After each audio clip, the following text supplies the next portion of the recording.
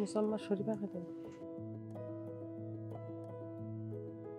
না, ঘরে বাইরে কাজ করা হয় না, কিন্তু নিজের গৃহিণী কাজ করা হয়। আর পাশাপাশি দেখা যায় হাঁস মুরগি সবকিছু, দর্জির কাজ করি, গৃহিণী কাজ করি, মানে আর পাশাপাশি হাঁস মুরগি পাশাপাশি মানে সবকিছু পুষি। তার ক্ষেত্রে আমার ছেলে মেয়ে দুটোর হলো মানে ডিম খাওয়ানো যায় বা ডিম বেশি দুটো টাকা আয় করা যায়, সেভাবে আমরা মানে কাজ কাম করি।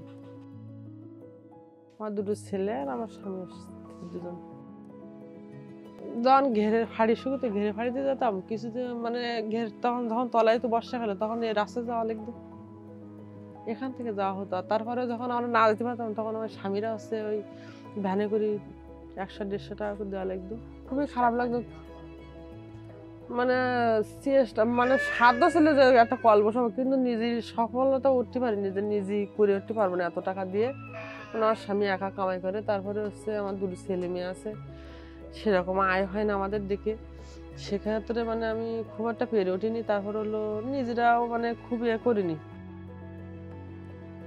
কিন্তু সমিতির আগ্রহ করে দেখালাম বছরের শেষ হবে, তার হলো আমার স্বামীও বললাম আর সবাই মিলে সবাই করি মানে ওই কলটা বসানো। এখন ভালো লেগে পা সব বিষয়ে মানে ধোয়া পাগলা খাওয়ানো দাওয়ানো সব। আর অনেক জায়গাতে মানুষের কিন্তু ওই কলে পানি নিতে আসে, বহুত জায়গাতে মানুষ পানি নিতে আসে। আর হচ্ছে মানে আমার দেখেও ভালো লাগে।